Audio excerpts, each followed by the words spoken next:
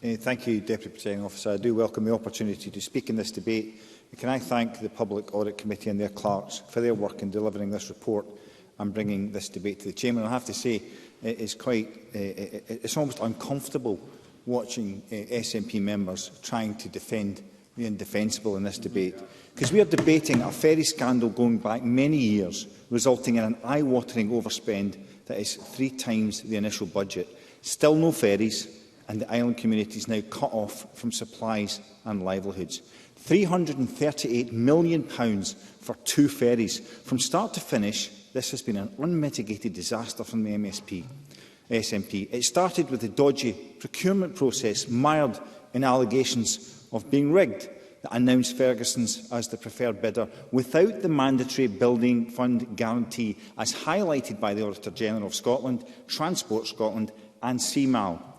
A shipbuilding company at odds with CMAL and the government, leading to it going into administration, a staged launch with painted-on windows, missing meeting records, a First Minister who somehow couldn't recall vital information and meetings when giving evidence to the committee. Over 50 times she couldn't recall, let's not forget. And finally, if that wasn't enough, we now discover that Hull 802 will not be value for money, and it would be cheaper to re-procure a brand new ferry, yet the Scottish Government keep on digging.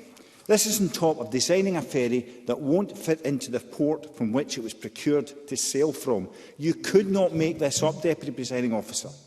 A credible, sensible government faced with these problems would apply the rule, when in a hole, stop digging.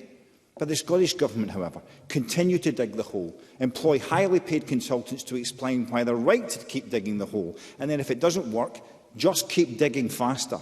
The final play, I have no doubt, will be a Cabinet Secretary at pains to explain why this mess is somehow somewhere else. But the reality is that the Scottish Government have now dug a hole so deep for themselves and for the island communities that our next Transport Minister is more likely to be found on Bondi Beach than Barra.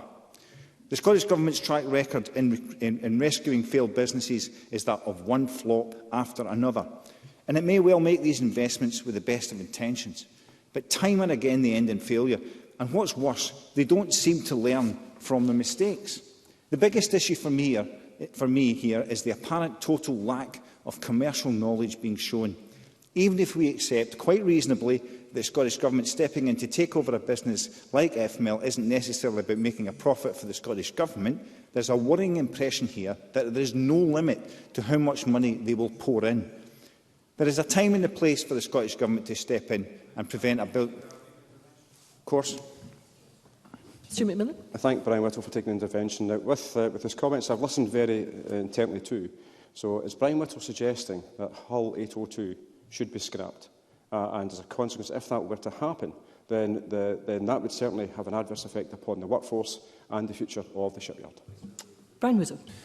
Can I thank Stuart McMillan for the intervention? But what I would say to him is the Scottish Government have got them into a position here where the only decision they could make was to complete the hull of 802, as Willie Rennie has said, but it's their mistakes that are costing the Scottish population and the taxpayers money upon money. It's ridiculous.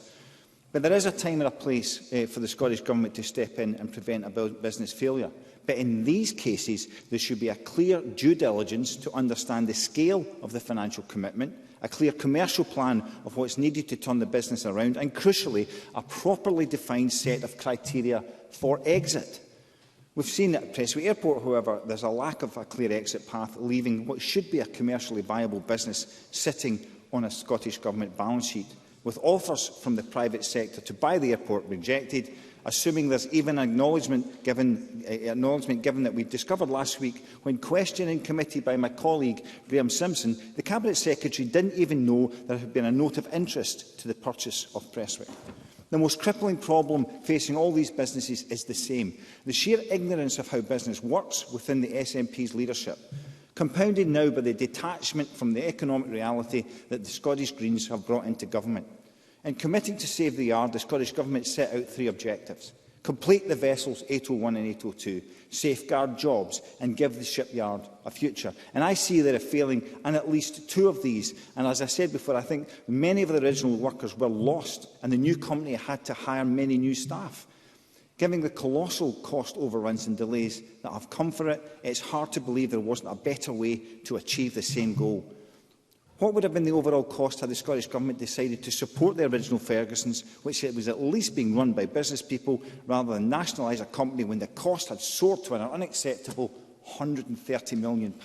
Now we sit at £338 million, with 4 new ferries having been procured without the Scottish Government's own shipyard even on the tender list.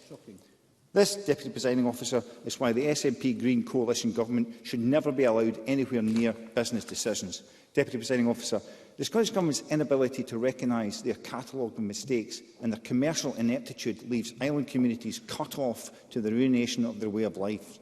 Platitudes from the First Minister with woolly promises of a resolution by 2027 leaves us wondering how many islanders will be left to welcome the ferry when and if it indeed finally arrives. Deputy Presiding Officer.